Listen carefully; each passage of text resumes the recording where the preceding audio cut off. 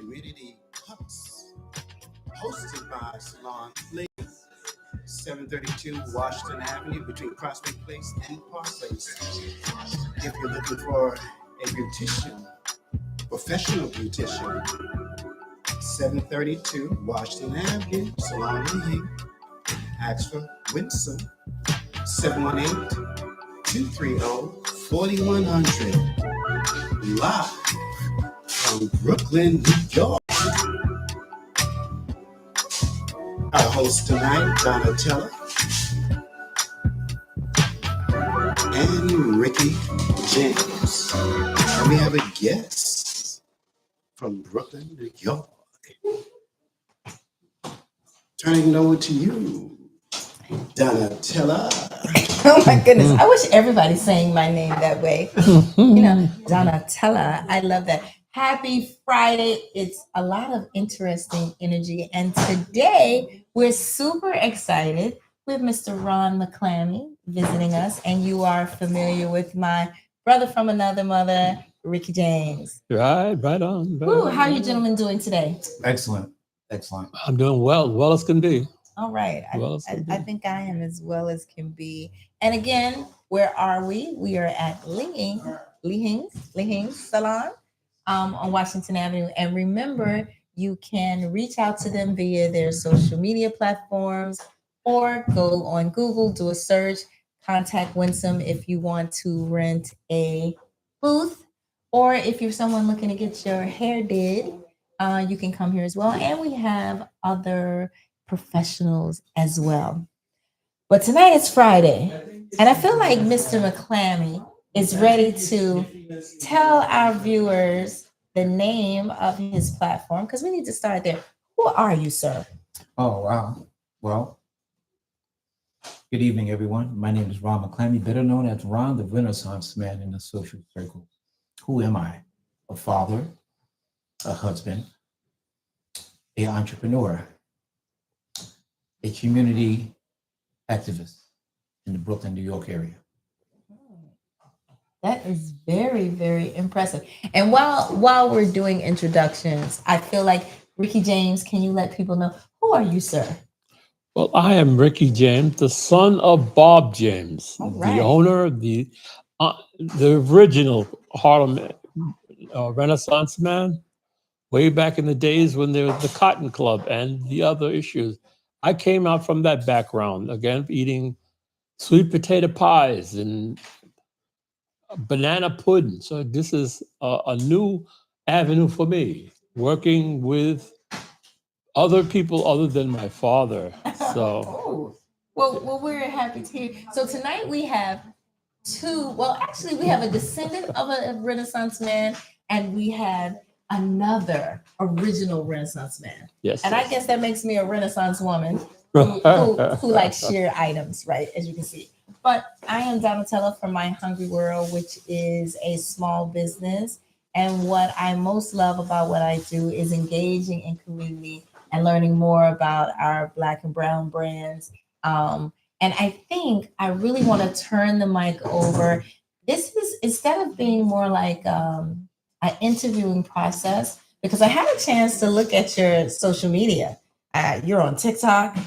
You have your own website. You have your own podcast called What If, which I think opens the dialogue for almost anything. And off camera, we have our ever so shy or not so shy founder, Duke Saunders. Duke, did you say you have a microphone? Could you say hello? I like to force him to participate.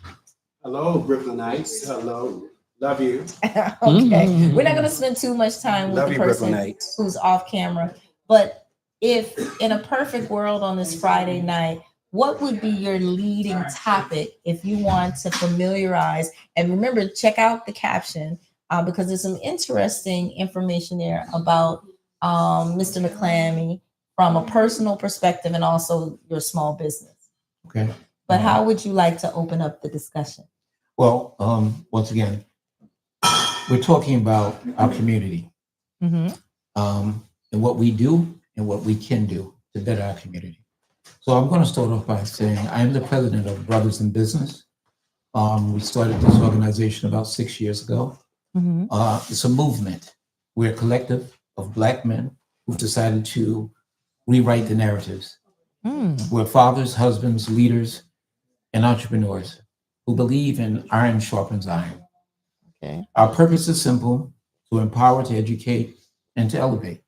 So I want to run my topic tonight in and around that area.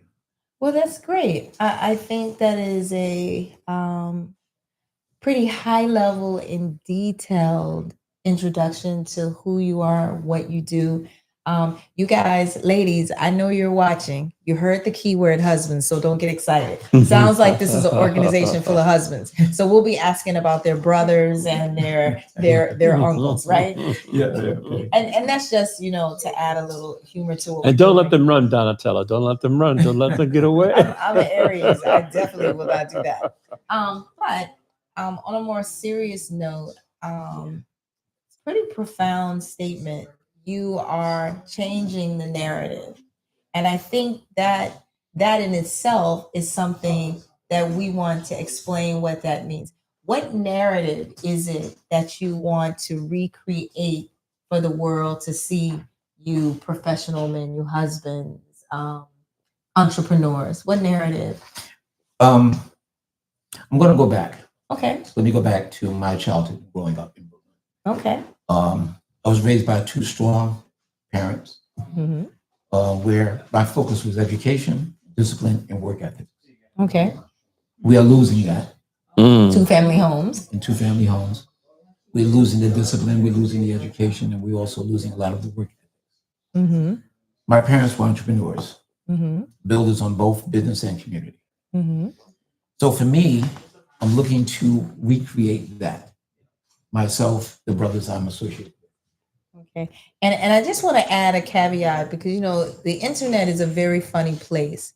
And we have a lot of single parents who are both women and men. And if I want to be politically correct, there's some individuals who identify as other things who are running 100%. very good, very healthy households.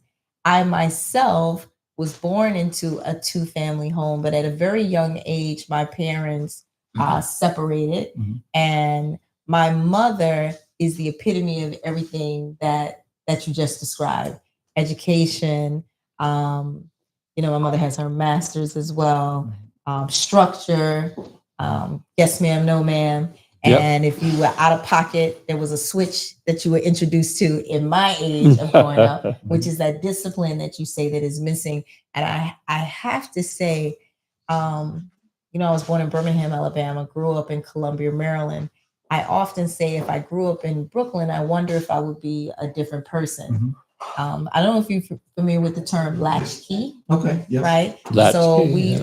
and when I was in the 6th grade, we relocated to Columbia, Maryland. And with a single parent, the parent, and my mother was always working, government employee, also did the extra jobs to make up for exactly what you said your organization wants to focus on and bring us back to, because there's a lot of positivity in a two-family home. First of all, those two incomes, right? And so before people jump off the cliff and have a fit, our guest has, I think the narrative for me as a woman of color, I'm always saying there aren't enough positive images online showing our men of color being providers, being strong, and being supportive. So I'm going to turn it back over to you. Okay. And let you continue. But I know I have a lot of single girlfriends that are raising their kids that watch us, and I don't want them jumping down my throat. Why do you say something about single family homes? Okay, I'm gonna grab it from there and say to the women, to the single mothers out there, I totally agree with Donnatella and her statement, because I have been a cheerleader of all you single mothers, and how you have raised the sons, the daughters, by yourselves when there wasn't a male in the house, whether it was an uncle, a brother, or a father. Fortunately enough, I had both my parents. And so my narrative is shaped around my life. Mm-hmm. But I have been involved and I'm still involved. So, as I was saying, that foundation that I grew up in helped to shape me to who I am today. I'm the second generation owner of my family's business, Mm-hmm. which is now 54 years old. Nice. I'm a man who continues to carry that entrepreneurial spirit in every arena of my life. And I introduce that to various people. I'm a past president of an organization called the Order of the Feather, which originated in 1946 out of Harlem, New York. That organization was put together to be able to reach those women that you just spoke about. Mm-hmm. They were having problems with their male sons. Mm-hmm. So we do a rites of passage. Oh. Rites of passage. Which we still do today, honoring those women who are raising sons by themselves. Right. And then to be clear, I think I want to think my younger brother is a perfect young man, but it is true.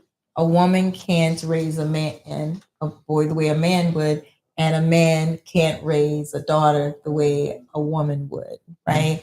And I do have quite a few male friends who are single parents raising boys and girls, and we want to make sure that we don't leave you guys out.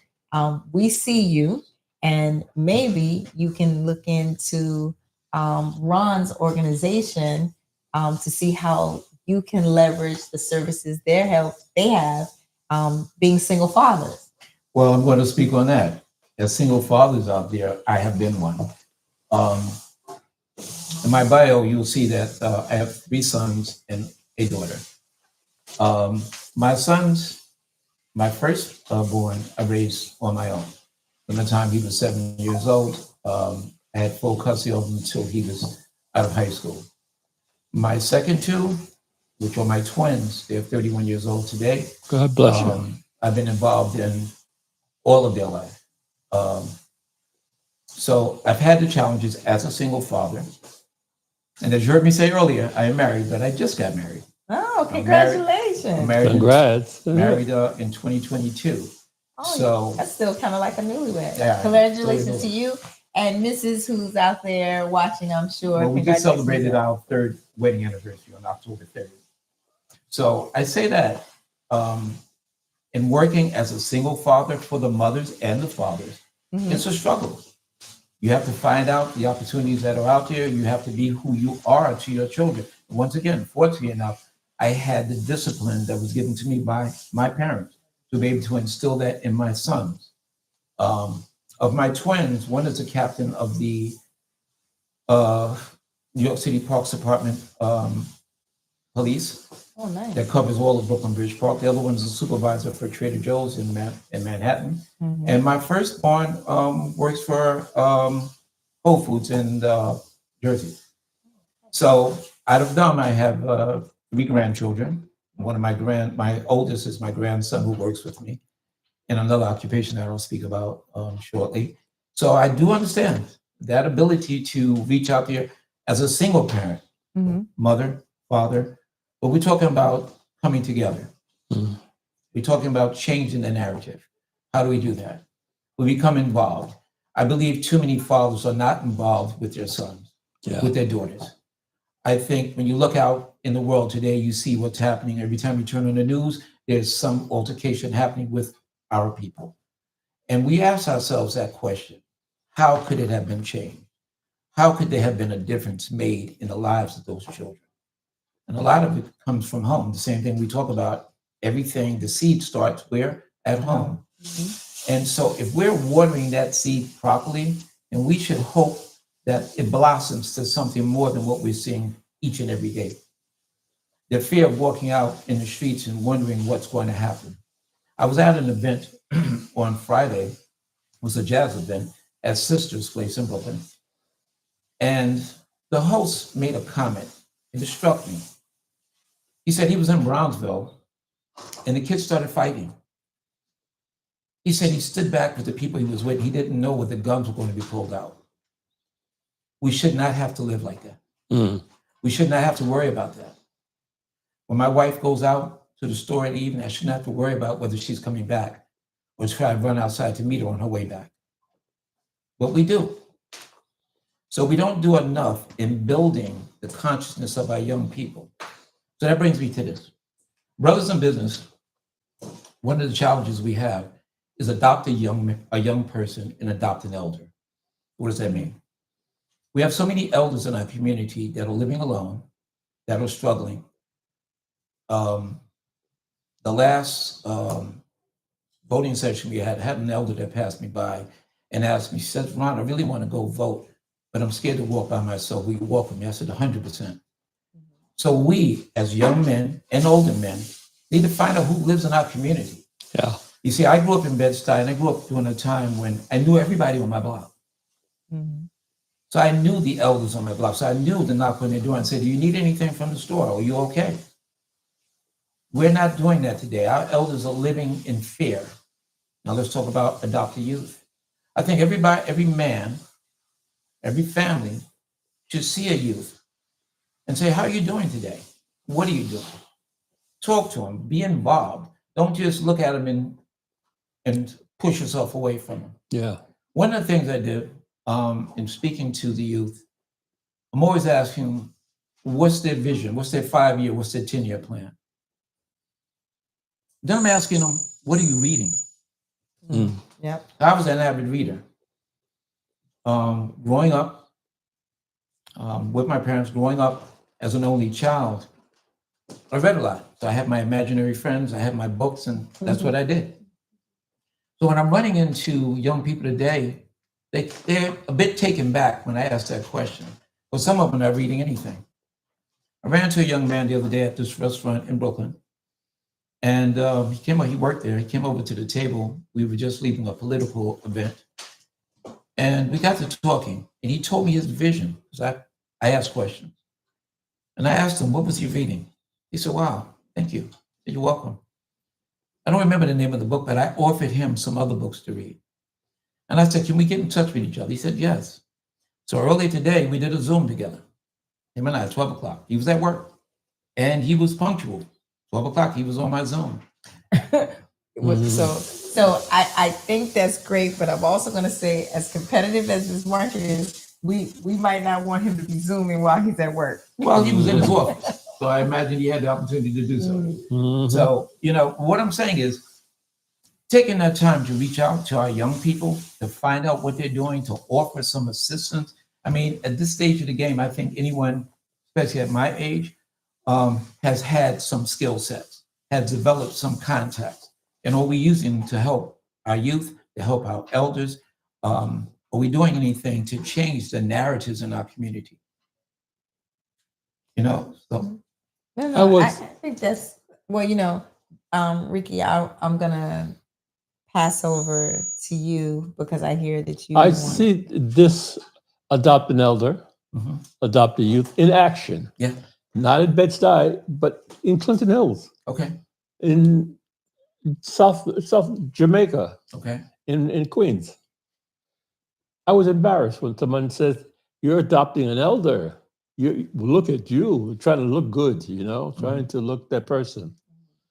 And I say to myself, hearing it now again, it is a blessing. Thank you. If you don't look back and you don't look forward, you're lost. You are lost. Yeah. I think one of the other things, which is very interesting, when you started using the verbiage adopt an elder, adopt a youth, it reminded me, I work in tech. Okay. And so one of the first law firms that I worked in, I created a program. It's called the Buddy System, right?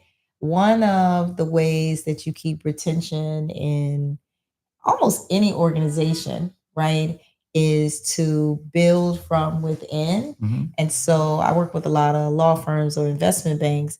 And the idea was someone in a more senior role would attach themselves to a new hire. Okay.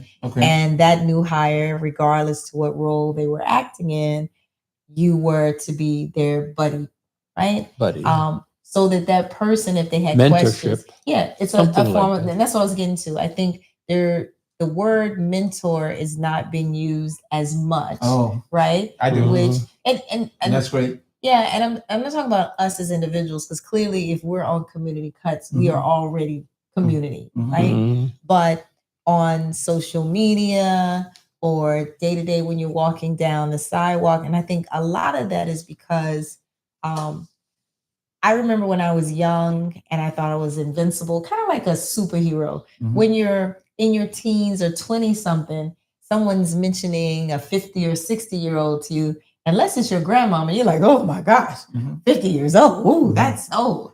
And when I came to New York, I was very surprised as I started working with different programs that some of them touch bases with schools, the amount of kids who drop out before the age of 16, especially our Black and brown young men, right? And if you go into these communities like you named Brownsville, and unfortunately, Brownsville to me gets a bad rap, because there are some really brilliant people who come out of Brownsville, and not just the Mike Tysons of the world, or let me make sure I say his name because we're also friends, Cannon. Who's a heavyweight boxer. But there are intellectually bright people that come from Brownsville. I think that today's culture or everyday conversations, young people forget that by the grace of God or whoever it is that you pray to, right? One day you're going to be an elder. And if you're lucky, right? And I talked to some young people who recently I was talking to a guy who's like 35, and he was telling me that people told him he would never see 25. Yeah, that statement comes out a lot of time with kids. And it's so amazing to me. It's a threat, but it's meaningless. It's meaningless. I think it's two different ways, right? So if someone who doesn't look like you says, oh, or doesn't know you, you're not going to make it to 25, is one thing. But when our young people get together as a whole and they talk about the amount of their friends who've passed, whether it was in the wrong place at the wrong time, or they're involved in something that's not good, or they're one of these kids who's surfing, because we just had the 12 and 13-year-old girls, which I could not believe when I heard that. It never dawned on me, across my mind, that there were little girls surfing on subways, right? So I think I'm hoping tonight, as you talk about the power and importance of changing the narrative, you have this organization, which I'm just being introduced, sounds like a stronghold of men. And, that reminds me, there's also 100 Black men in law enforcement, and they do a lot of different things. I think this is great. And in my head, I'm also thinking about, society talks about a lot of women programs where women are doing this, but there definitely is not enough sound bites of what you're saying. Yeah, we talk about the youth and we talk about the young girls that just died on the surfing on the subway. We talk about the circle. What is a circle? Most young people, I would inquire, what does your circle look like? We talk about the 5 people you associate yourself with. We talk about if there's 5, and so let's say you're associating with 4, and if those are 4 that are going in the wrong direction, you're going to be the 5th that's going in the wrong direction. So for me, I try to empower the youth to understand, look at your circle.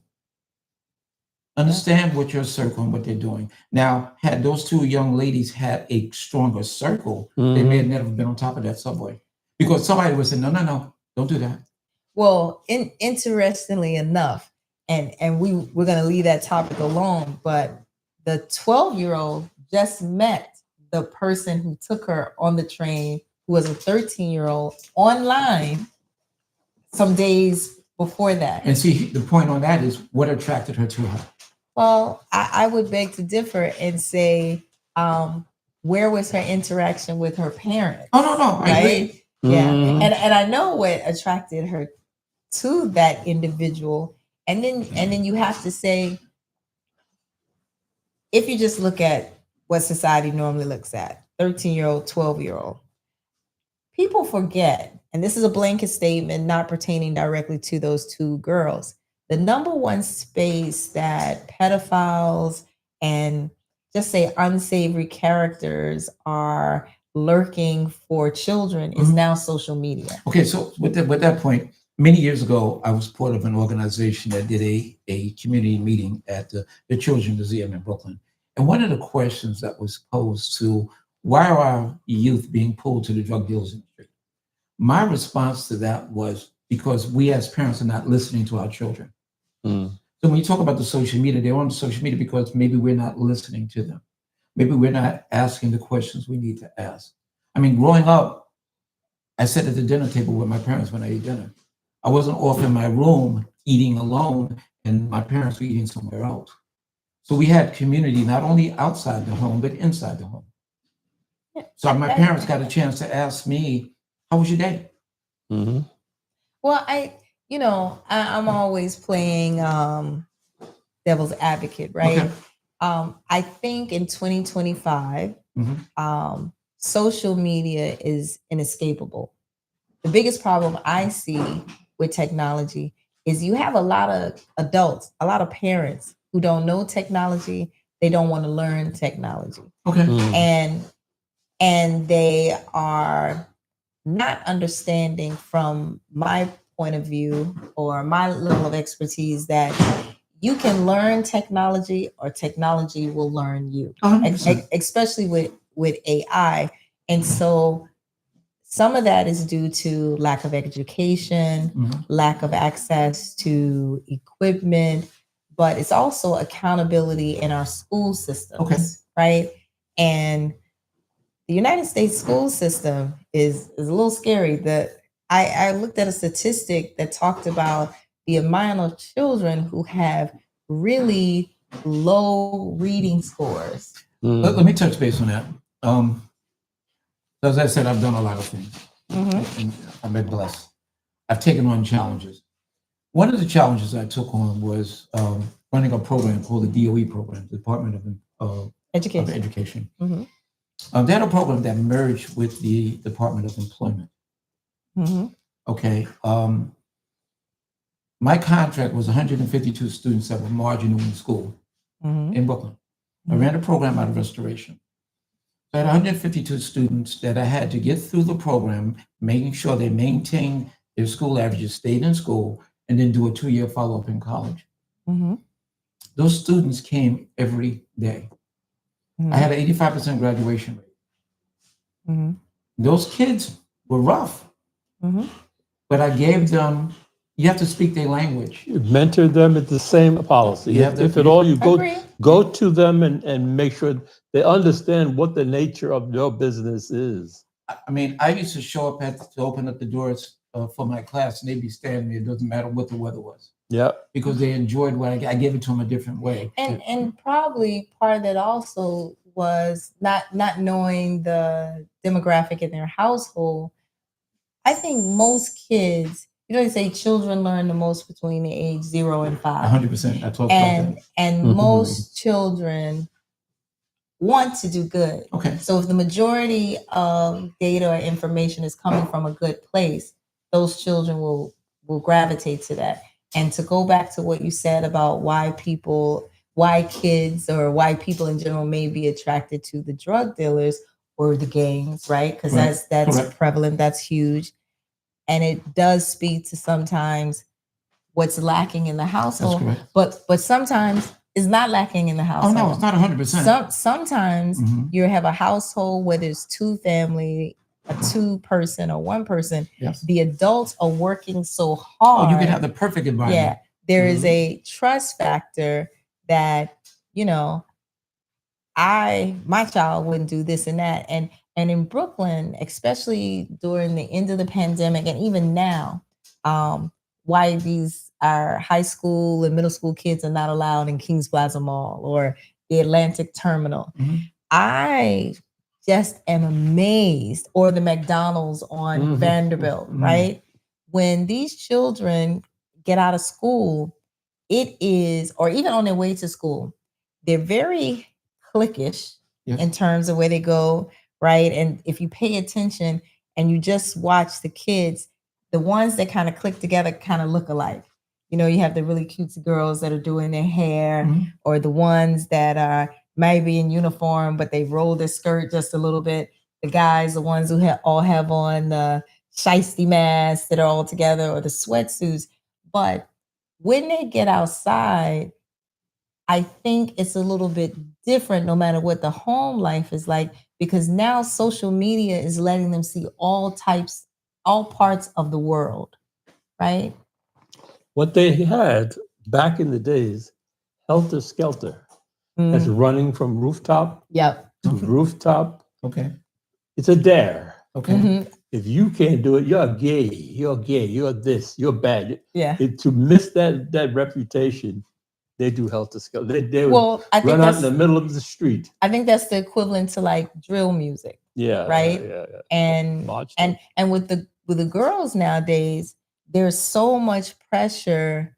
And we kind of seem to be coming away from it. I'm just going to say something kind of off topic, which was funny to me in the last year.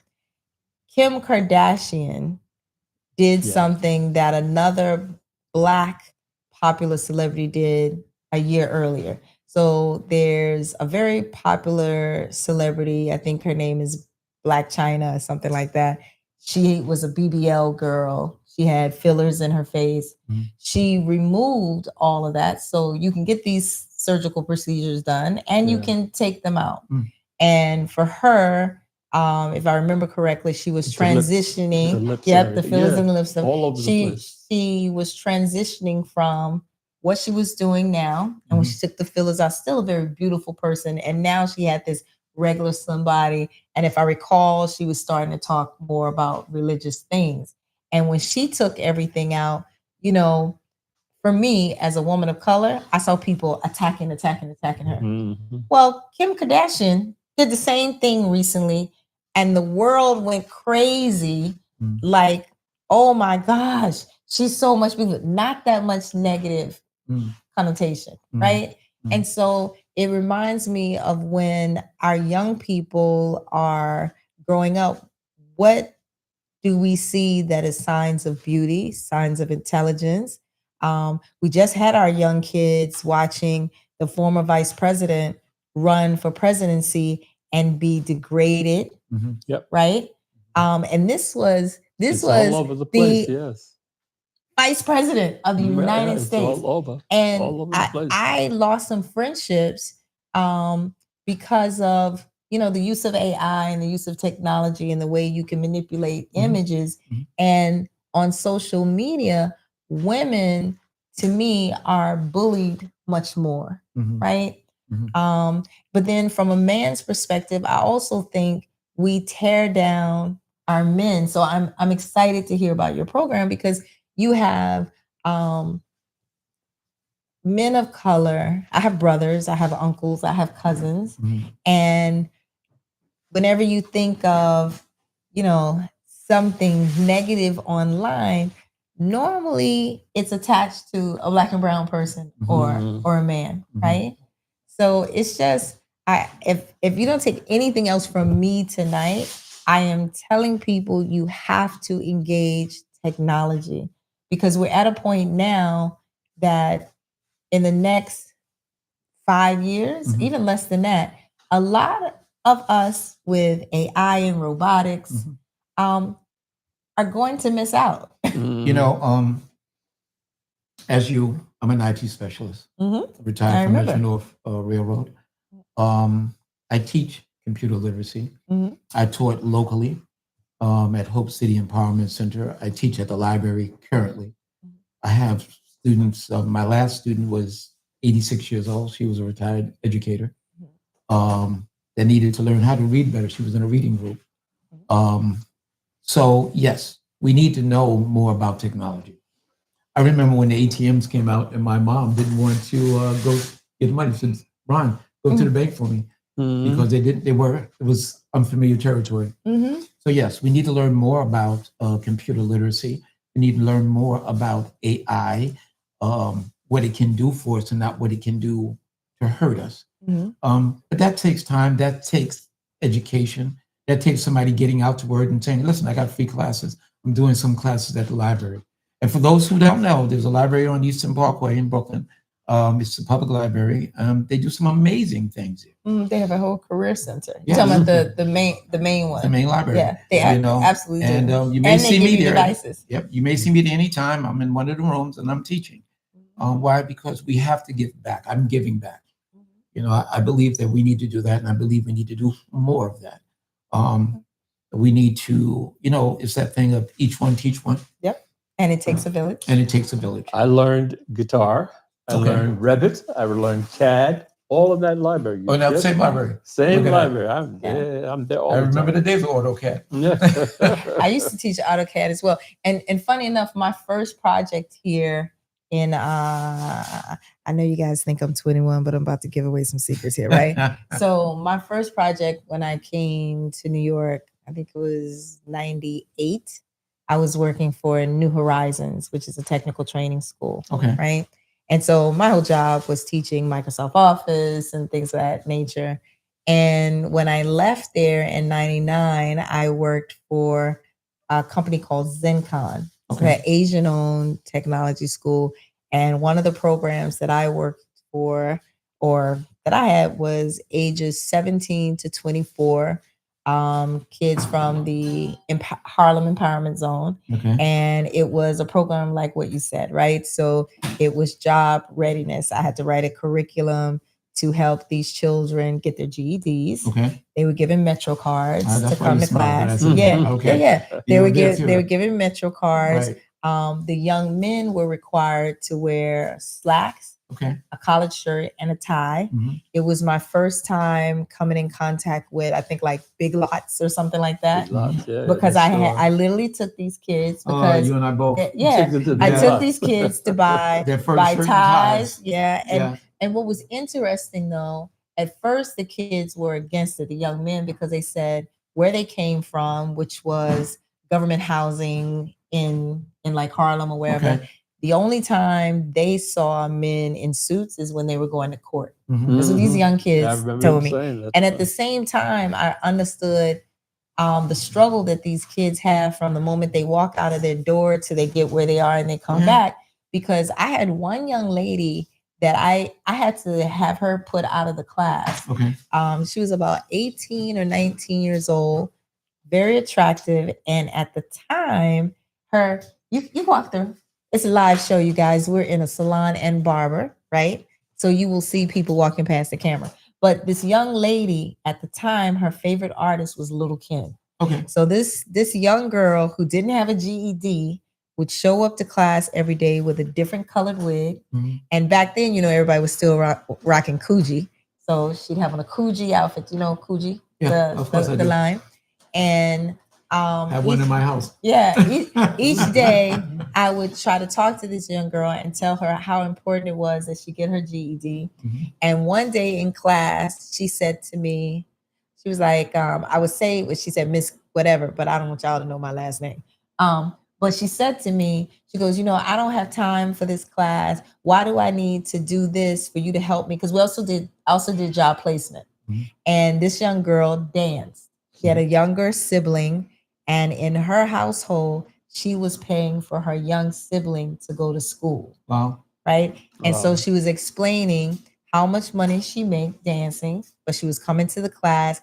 And the reason why I had her put out the class is one of the students came to me and said that she was trying to recruit the girls, explaining to the girls what you could make in one night. It's going to take you another 3 months to graduate the class and get a job. But from that class, there are three guys that I put in the course that lived on my block. And I was so excited. They all became IT professionals later on in life, and they're all married and they have kids now. But you're right. The programs that exist, as long as you put into it, and they still have these programs. So I think people need to understand that there are private individuals that have services and programs. New York State, if you go to the newyork.gov website, you'll be surprised how many programs are really out there, but you have to look for them, Mhm. right? And then the other problem we have in our community is I think a lot of us, instead of carrying and lifting each other up at the same time, Mhm. we hoard information. Okay. Let me not tell you about this grant program or this degree program 100%. or this free air conditioner till I get mine. We're not sharing. We're not sharing. We're not Right. sharing the love. I remember Right. that. And it probably happens outside of our community as well, Mhm. right? But I can only be an expert for in the Black and brown community Okay. because that's kind of what I'm used to. But if there's a takeaway or a next step, because I think you shared a plethora of information, how can people reach you if someone is watching the video, because it's going on YouTube? We're going to slice it up and put it on in different places. How can someone reach out to you if they're interested in finding more information? Well, you can reach out to me by email. It's Ron at McClammy. That's spelled McClammy.com. Ron at McClammy.com. And I definitely will respond to you. And that's great branding, because he's not sending you to an email address at Gmail. He is sending you to a domain that he owns that represents his brand and small business. Plus, that information I think I put in the captions. Usually after the show, I'll go back and add some things to the grants. Now, I believe we're going to take a pseudo commercial break where I remind you, where are we streaming from? And the ability that if you are a licensed professional, please don't show up here if you do not have a license and your permits, and you are looking for a career, Booth. right? Booth, You can yeah. come here and rent a booth. And I also want to tell you, I don't know if you can really see what it looks like here, but it was shared on one of our other shows that this entire space was rented for a movie. So that means to me that, let's say that you are a stylist, or you're really anybody, right, who can get what they call a C.O.I. That's a certificate of insurance, right? Because you're not coming in here and breaking up anything. And you wanted to rent this space for a private event. I'm sure it can be worked out with ownership. Don't quote me, because this is not my place, right? Mhm. But I'm just saying, we're running a podcast here. They're very nice on Friday nights until the place is really bustling with everyone in a seat. I don't get my hair done in front of a camera for anybody. But that's just one thing to remember. We're at Lehing Salon, right? Did I say it right? I did. She's whispering. I'm always trying to trick the owner into getting in front of the camera, but that's okay. So, Rickie, before we go back to our content, is there anything from this week that you wanted to talk about? Well, yesterday I had my First vertigo in architecture. What does that mean? Sitting in front of a camera, just like this, Mhm. people talking about the architecture profession, or where I was working at and where I was doing projects of buildings, where I used preservation to save buildings. Ah. This location is right where I used to be, and they showed you my office. Really? They showed me people that I associated with from the school that I went to, but it was very, very scary. And as I was getting ready to walk out, they said, "Don't take it so hard. We know what we're doing to you." Oh, So when you said vertigo, I was thinking I of did. that, It is. that illness Yeah. that. No, Right. it's very scary. Yeah. If I can go back into your past and pick out a moment in your life and say this is someone else, Mm. it was Well, just like that. we will not be going into Donatella's past, because I'm on both sides. I'm very professional, but I'm also very hood. And depending on where you go, it's going to be problems. But no, I get it. That was a good time, though. It was the Center for Architecture in Manhattan on Lafayette Street. It was a building that we once created, my school and I. Mhm. they were showing my work in Buffalo. So that's what the whole thing Oh. was. I didn't know, but I got there and they They told put you me. in the hot seat. Yeah. If I were closer to you, I would wipe your shoulders off because You did that showing before. off. I remember last time. You were about to say. Yeah, I'm going to speak about content as IT professionals here. What's being posted on social media as we were talking about the things that attract our youth. I posted something recently, two things. The first one, I posted about my mother. And as I said, my mom transitioned in 2017. I was blessed to be able to take care of my mom for 28 years prior to her transitioning. I posted something, it wasn't a birthday, wasn't a holiday, it was a just because. And during that just because, I wound up getting 300 hits that people liked what I posted. There was a song that went with that posting was I miss you, mama. Didn't expect it to happen. It was just a feeling that I had. So later on that week, I posted something about chess. For those of you who play chess out there, I posted something about if you play chess, what piece would you be? Mm. So I saw myself as a knight on the chessboard.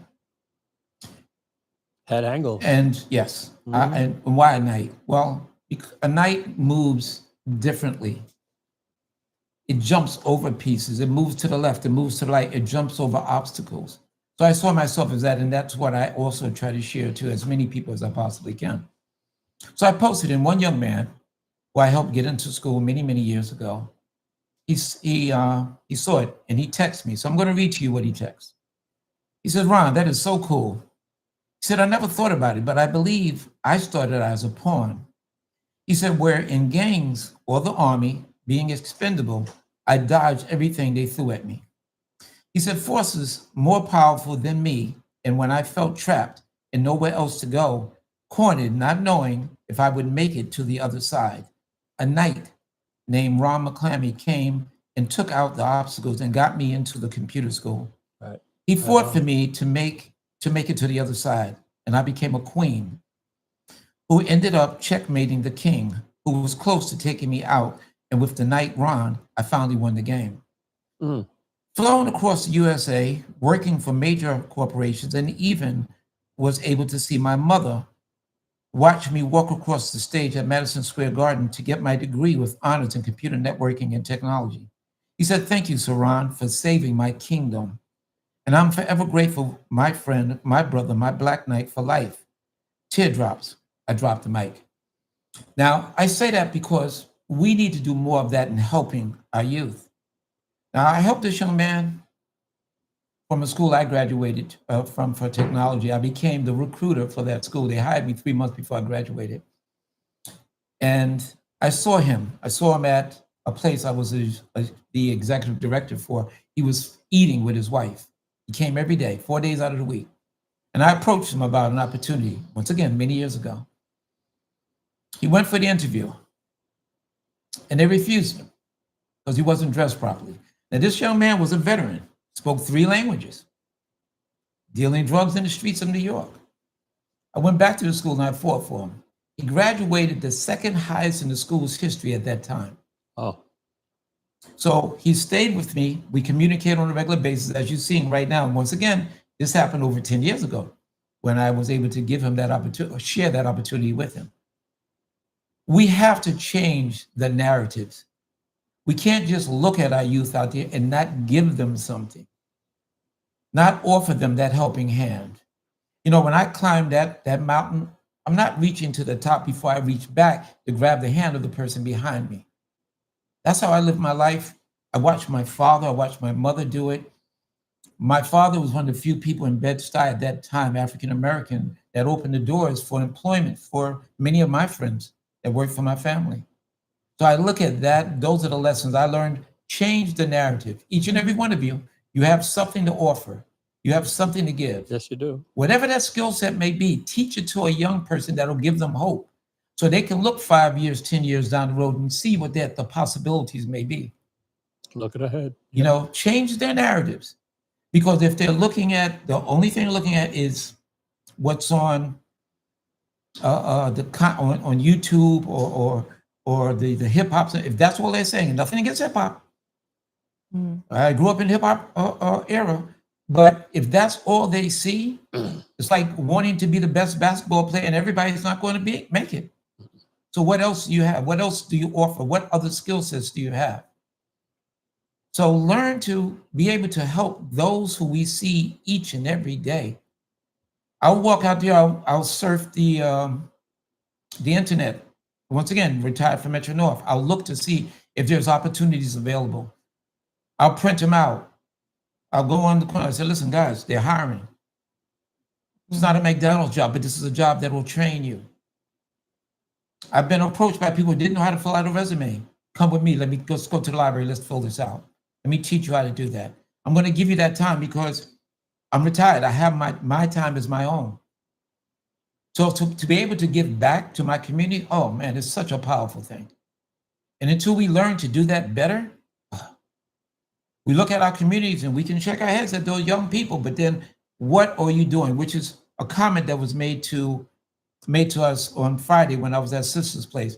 The person said, after looking at the young people fighting and wondering whether they're going to pull out guns, he approached an older person. He says, and the older person said, wow, I don't know what they're doing out there. He said, yeah, but what are you doing to help them?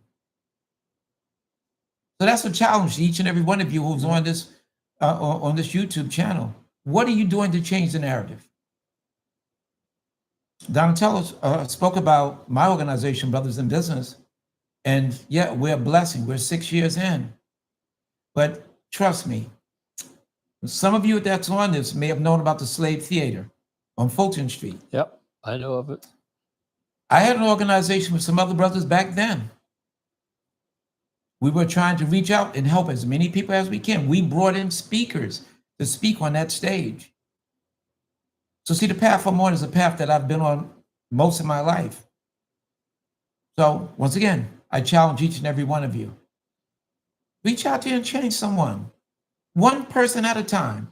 Let that one person change two. Let those two people change four. Reach out. Domino this thing that we talk about, family. Domino that. Don't just do it because you want to buy something that you want to buy something shiny. Change your life. Shiny. Be invited into the audience of that child that walks across that stage with their diploma in their hand, with their degree in their hand, that can walk back and say, thank you. Thank you for changing my life. I feel like I should stand up and clap and do like a round of applause. That There was you go. There that you was go. great. That's right. And I think we are coming to the end of our show. No, we still have time. I'm trying to make you speak. You have a microphone, Well, do you not? Yes, I do. Yes, I do. Okay, I just okay, wanted great. to add this word. There is no if in the spiritual realm. That word does not exist. And if is a word that's a conjunction. So if you say if, you bring two words together or three words, whatever it may be. And I think our community sometimes have to get rid of that word if. Except for in your podcast name. Because I know that's what you're thinking. Oh, my what if? Yes. Yeah, as you stated earlier, not to cut Brother Duke off, but my what if opens that door. Yep. Mhm. You know, it opens the door to so many other questions that we Right. need to ask each and every one of us. Are you able to come on this side? Because I got some feedback. When you're talking, people want to see who's giving the who great Duke is? words. But, He didn't have Next on his, time he I'll don't- do that. He didn't Next have on time, his all suit right. jacket Yeah, tonight, next y'all. time I'll So do he's that. not coming in front of the camera. But go ahead. But the word if is so powerful, what you're doing with the word if.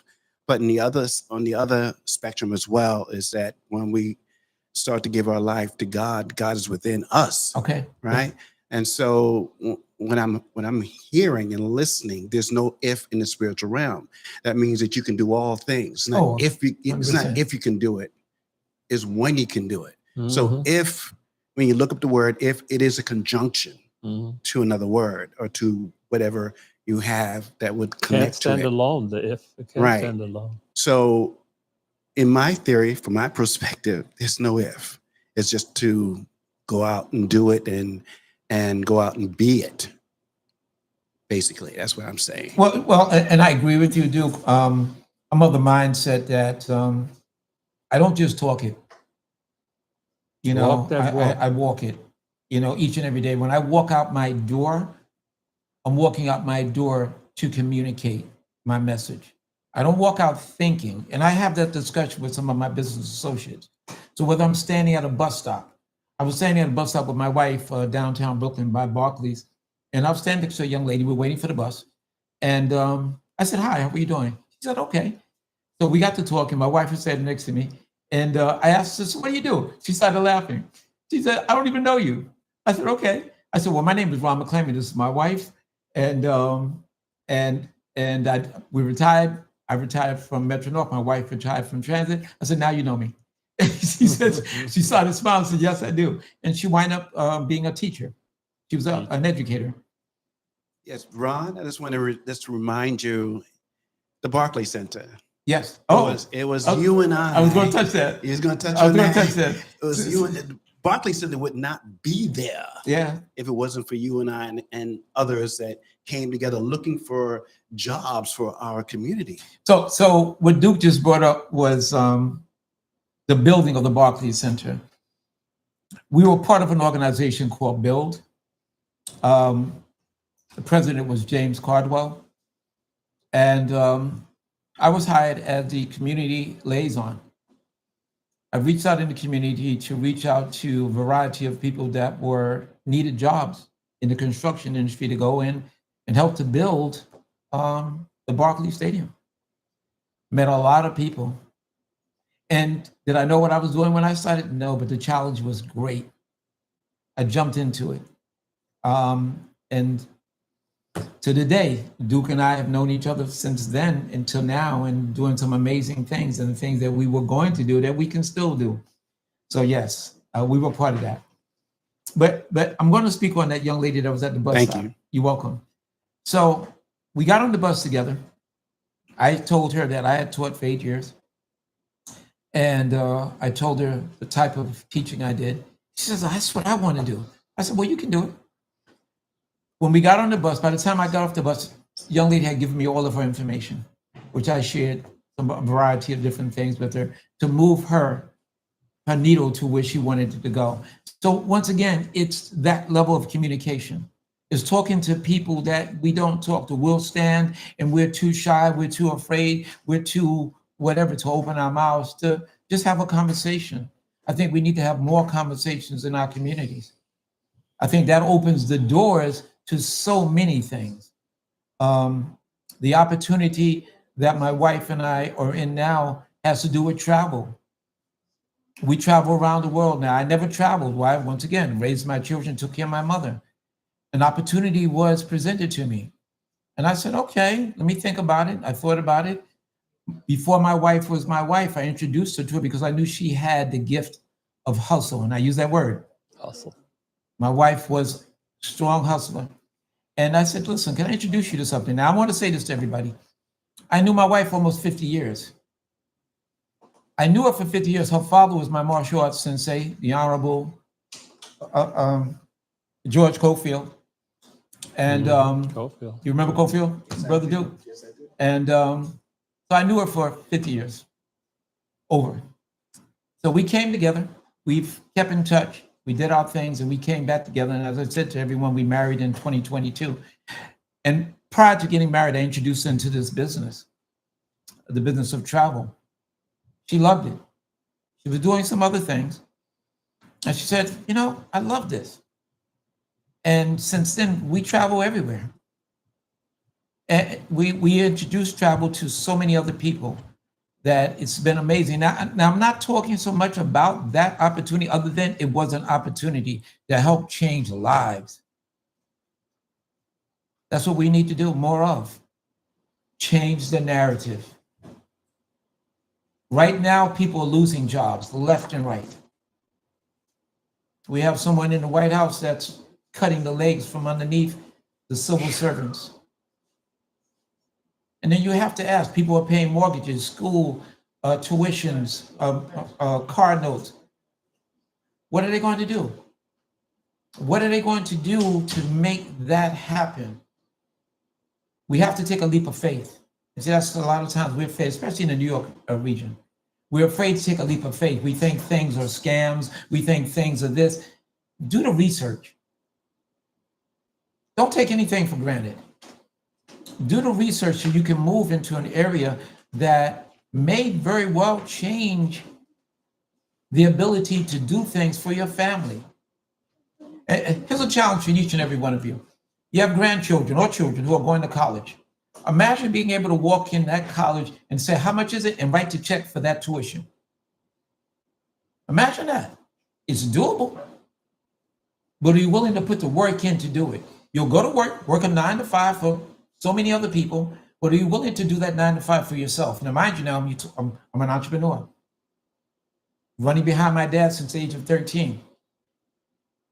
But for those who the only thing you know is that 9 to 5, can you change that? Can you, not to say drop your 9 to 5, but can you add something else on? Remember, there's 24 hours in a day. What else can I do? Yes, Rick. In addition to what you said about writing a check, Yes. I wrote a check for my sister, Okay. Letitia James, Okay. in LaGuardia College See what I'm saying? to get her in. To get her in. You wrote that check though, right? My check, my name is on the check, and it Okay. still is. She was in. Take a photocopy and send it to her. Remember who I am, right? Remember who I am. Right. Yes, yes, Right. brother. You know, yes. so there's so many different avenues we can change the metaphors that have been applied to us in life. We can change those things if we're willing to do it, if we're willing to do the work. You know, are we willing to put that time in? Are we willing to read, change up what we're doing? You know, Donnatella asked, how can you reach me? I gave my email. My Facebook page is also my name. So you can see me on Facebook. You can reach out and get a better understanding of what it is I'm talking about. You know, because the light bulb may say, what's he talking about? Go look, reach out to me. I'll be more than happy to send you some additional information that may very well change your life. Thank you. All right. All right. Woo! Are we still going to? I think we're ending to the end of the show. Oh, you're the host, yeah. I listen to you. I don't know You're what the that host, means. you're the host, It's not yeah. my show. Okay, so I feel like we've been talking quite a bit. Rickie, is there anything else? Nothing else to say. I enjoyed this big hosting of you and this group. I enjoyed myself. I am going to say from my perspective, I'm going to share something a little personal. So, you know, I think on a different show, this month is breast cancer awareness. Yes. It's Women's Month. That's It's a whole bunch of things, right? And so I spent a lot of time in private this year taking tests and wondering if I had both breast cancer and colon cancer, right? Which I found out maybe like the first or second week in September that I do not. But 2 days ago, my uncle on my father's side, so I'm blessed that I am now part of a blended family. So both of my parents remarried. And my biological father, his youngest brother, passed 2 days ago from lung cancer. And he didn't know he had it. No one else knew he had it. And I'm just gonna say to people, number one, reach out to your elders, your family members that you haven't spoken to in a while. Say hi, especially under this administration. And then I want to say for people who watch this show who smoke, whether it's cigars or it's marijuana, vape, whatever it is, there's importance to know about your heart health, right? And your lungs and your respiratory system. If you have insurance, if you don't have insurance, and you're in New York State, go to HRA, file for medical, and go and get your chest x-ray, right? We had a high-profile doctor on my other show, the Reset Talk Show, who talked about the relationship between cancer and heart health, Okay. right? And that when people are looking for breast cancer, a lot of people are not checking their heart health at the same time, right? The other thing that I'm going to say is that while there are so many things happening, today is, what is today's date? Today is October 17th. If you are a New York City resident, you know that one of the largest and I want to say most important mayoral races is about to happen next month in November. Early voter registration is happening now. Take the time to get to know the 2 or 3 people who are running for office. I want you to check out my social media platform, My Hungry World. I had the pleasure once again of hosting or being on a panel show on Wednesday where our current mayor Eric Adams was on, and I posed a question, and the answer to that question is now being played on all the major networks. And for people who think that you don't like our current city mayor personally, which I don't know how you could not like him personally because you don't know him personally, but that's a whole nother thing. But if you also in your head are not happy or pleased with what he's done for the city in these last 4 years, I want you to take time before you go to vote to actually go to the New York City mayor website where the statistics are that you don't hear on the news, right? Okay. So I talk a lot about Black and brown businesses. I'm going to tell you that this week I received some training. So now I'm an expert in New York City procurement, how to take your business and tap into the $42 billion in funding that is just coming from New York City from taxes, right? A lot of people are concerned, as well as myself, what programs that are currently happening in New York City under this administration that may or may not be used in the next administration. Just yesterday, there was an announcement. A lot of people don't know that I am a surviving victim of domestic violence, right? And one of the things that I've spoken about in New York City is the huge gap where I feel like, me personally, I'm not able to receive the type of assistance I need from our local NYPD and the services that are available. And a lot of that had to do with the fact that to qualify for these services, you either have to have a child to rank higher up, which I do not, or you have to be at or below poverty level to qualify for these things, which when this started happening, an amazing 11 years ago, I was not at the poverty level. I've spent over $500,000 myself. I've liquidated all my stock options, things of this nature, because the system, in my humble opinion, which is not the opinion of the other people on this panel or the show itself, is not designed to help victims. But on Thursday, there is a new domestic violence department that is going to happen in all 5 boroughs, where there are now 450 new officers. Their one job in these different police precincts is domestic violence. They're also going to be paired with an advocate, right? So if you're familiar, and this protection is for anyone who's a victim of domestic violence. If you're familiar with Safe Horizons has been working with New York City since about the 60s sometimes, but there's a new program where these officers will be placed in each precinct, and people who are seeking assistance no longer have to have multiple interviews with multiple officers to get to one place, which is great. There's also a new program that started this week. It's called CRIB, CRIB. And the idea is that there shouldn't be any expected mother who's about to give birth, who's homeless, giving birth in a shelter. It's available in 3 different areas. I know Kings County Hospital is one of them. So if you are an expecting mother, you don't have housing, you're in a shelter, and it's time for you to give birth, make your way to Kings County Hospital, because within that hospital, that homeless mother is going to be put directly into shelter. That's a beautiful thing. Right.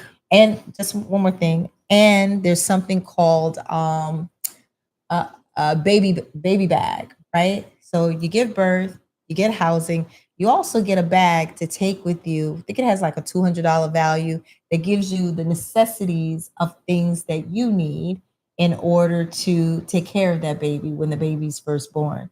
So you can hit me up and I'll tell you more about the other programs. Question to Very you good. on that last piece. Is that in the New York State region? Where's that? What does that cover? Which one? The crib program? Yes, both of those programs. So my understanding, wherever NYPD is located. Oh, so NYPD. Yeah, so that's the five boroughs, Mhm. and the crib is the same thing. And I don't know if you guys are paying attention, right? If a lot of people aren't into social media, even if you're not into social media, you should follow the social media handles of the people who have direct impact on your life. So that means you should be following your council member, your assembly member in your district, your mayor, whoever that mayor is next year. Mhm. Now, I'm being a hypocrite because I refuse to follow our sitting president on social media. Okay. I don't want to hear his whatever straightforward. The other thing I want to prepare people for, this is very important. This weekend is No Kings weekend in the Yep. 5 boroughs. So there are going to be a lot of protests, Brooklyn, Manhattan, the Bronx. And if you just turn on the news and watch for a little while, this current presidential administration has put together a lot of what they normally put together to say that whoever's there is a supporter of Antifa, is against the president and all these other things. So I want people to be aware of what's happening. I don't want you to just walk outside and there's all these people. It's walking through the streets. It's supposed to be a peaceful protest, but it is a protest. And what I've noticed about protests, even going back to the pandemic, a lot of people don't understand when you have an organized protest, someone created or filed a permit Mhm. for the protest to happen. That permit is only good between a certain time. And if you notice, most protests are fine during the daylight hours. And as it gets later, those protests usually become a little more violent or agitated. And I think it's because whoever organizes the protest, they don't make sure that every person who knows that gets into the protest knows, hey, this permit ends at 8 o'clock or at 9 o'clock. When the permit ends, it's usually when NYPD starts to try to get the crowds to disperse, right? And at that point, some people have been smoking and drinking all day in the protest. Other people are reliving trauma in their head, depending on what the protest is. And there's music. And no one understands that when NYPD says, hey, it's now time to go home, it's usually based around that permit, right? Mhm. And then at the point in which they start to, do what they do side by side, the people who are in the protest then start to feel trapped. And then it's the back and forth and the back and forth. People, this is not the administration to get locked up under, especially if you're Black and brown. If you could be a first generation person who was born here. Remember that we now have ICE here. You have the federal agents. And I think that before you could get arrested for something, you might easily get a desk appearance ticket. Depending on who you are, you could wind up somewhere you don't want to be. Mhm. So that's my brouhaha for the weekend. Thank you. Yeah, you're welcome. You're welcome. Definitely will pass that information around. Yeah. It's important. And I think at first everybody was watching Spanish speaking brown people have all these problems with immigration. And it just blows my mind the amount of people who don't realize that a lot of people who are being grabbed are not criminals, right? Because at some point, the illegal immigrants were allowed to come to New York City. And that's why a lot of people don't like Eric, right? So if you remember, when all those immigrants were sent to New York City in busloads with nowhere to go, Right. these people were walking around the street, doing what hungry people would do Right. when they're somewhere they're not familiar with. And our mayor put his foot down and said, no, we're not going to have these people sleeping on the street, stealing stuff from Target. We're going to convert these empty hotels. We're going to put them in high schools. And mind you, I wasn't too keen on putting them in the high school and putting them in gyms because I thought that was kind of crazy because you don't know who the people are. But when they developed those programs and they gave them food stamps and they gave them medical insurance and they gave them vouchers, and I get it, right? People who said, I have been here X amount of years and I can't get service. How dare these people come? Okay. You know, I get it, but these people are not criminals. The reason why ICE can find them so well is because they followed instruction. You remember there was an app. Yep. The app was open. If you come across the border, put all your life inside this app. That's correct. Let us know where you're going to the doctor, show up for your appointments on time. Yep. Where do you live? Where do you work? Right. Yeah. Right. And so, you know, I think Black people are going to pay more attention when they start to see Black people getting taken, tracked. right? Mm-hmm. And so not the track part, when they get put into, like what happened in Chicago, right, put into these vans. The thing that broke my heart about a month ago, a 61-year-old Jamaican woman went to her immigration appointment with her 35-year-old daughter in Manhattan, came out of her immigration appointment, regularly scheduled. She's on a 5-year work visa, no problems. ICE grabbed her and put her in a car. And the 35-year-old daughter was on the news looking just devastated. My stepfather is Jamaican. And I know if anything happens to him, I'm probably going to catch a case or 2 or 3 of them. Like, you can mess with me, but if you mess with my family, that's insane. And to this day, I Google, I can't find out what happened to the grandmother. Wow. And when you get deported, it doesn't mean that they're going to send you to Jamaica, because the big thing now is taking these people and sending them to countries that they're not from, right? Yeah. And so people don't know this. A long time ago, I worked in Bermuda, and my first introduction to Bermuda was through one of my first loves, right? And his mother worked for immigration. She was a high immigration person, and her role was to take people who need to be deported and take them back to their country, which is a very dangerous role, right? So now, if you're in New York and you're walking down the street, almost everybody has an accent. And these people don't have to have warrants to stop you. And so if you're watching TV, I hear some Black people, Black color or darker complexion, like when I'm on the train, and they're laughing and they're saying, oh, well, they're illegal immigrants. They don't belong here. And I was on the train coming here, and the lady next to me was from some island. And I turned and I looked at her and I said, what country are you from? You weren't born here, right? And she said, I think she was from Grenada. And I said, do you realize these same people could grab you? Right now, there's a 19-year-old Black kid going viral because ICE tackled him coming out of a Walmart and accused him of being from somewhere else. And you can hear people yelling in the background that he's American, and they took him away. But luckily, because he got caught going viral, he's out now. So this weekend, check on your friends, check on your elders as well. I advocate a lot for seniors. And as a matter of fact, I have an alert on my phone that I've been sending to the Department of Aging, because all of a sudden I'm seeing all of these notifications of seniors who are missing. And most of them, it'll say like, maybe the person. I see the posters on the side. You see the posters, right? Yeah. Well, there's also an app. Like, I register for alerts for a lot of stuff on NY.gov. And it's called a silver alert, right? And, of course. And there has to be 2 or 3 people missing. I mean, I know there's like millions and millions of people in Brooklyn, but where are all these seniors going? You know? And so I raised to a council member recently. I'm like, has anyone checked to see if ICE has these people? Yeah, I didn't know about that app.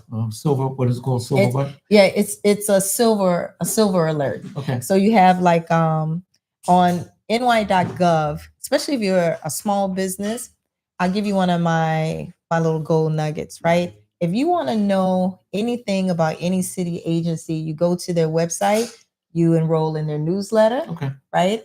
And then there's ways to get alerts. So like even the new SBA.gov, Small Business Association, for people who don't know what SBA is, go to the website, register for everything that's there. So I get alerts from all the different states when they have programs and things of that nature. And they're text messages, but there's silver alerts are for seniors. Okay. Thank you. Right. And so I'm going to start sharing those. But yeah. So this is a crazy weekend.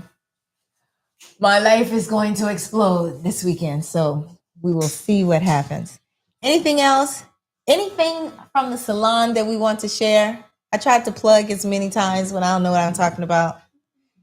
At first when I That is your sister? They could pass for twins, to be honest. They could be. Yeah. If you had the same hair. It's shocking to see the two of you together in the same area. It looked like I had been drinking before I just came. see, I came in with my mimosa, and I looked at her. I was like, "Wait, what is going on? You must be related." Okay, so I think, did you have anything to say before we close? I can't wait to come back. Yay. I think this is an amazing platform. More information on your platform. Yes, so hope everyone goes to this channel. I hope as many people look me up on mine, and let's share this. Let's share the love. Let's share the information. Let's get out here. Let's circle our wagons so we can defend our communities from forces that are coming in. Let's change the narratives. Thank you. Amen. Let's use that black dollar and get it into Crown Heights and spend that is in your very area important where you live. So that's right. That's right. So it can recycle. That is how we should close. That is how we should close. Yep. And spend with intention. Go to your favorite mom and pop shops. Spend $1, have something to eat, get a service. But yes, stay inside your community. Or one day you're going to wake up looking for something that you're used to, and it's not going to be there. Oh, yeah. Yep. Yeah. Okay. Duke, take us home.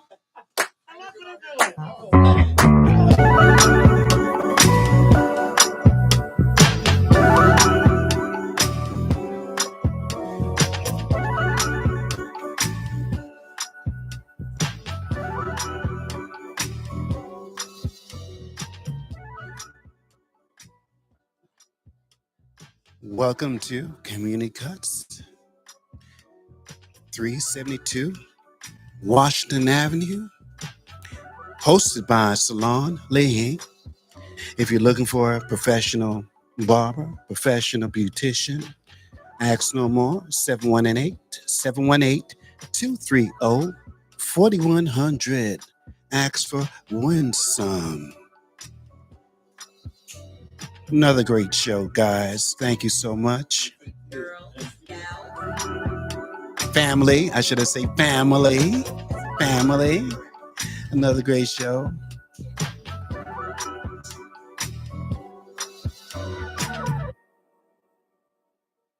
We love you, Brooklyn. Brooklyn is in the house. God bless you. Good night from Community Cuts.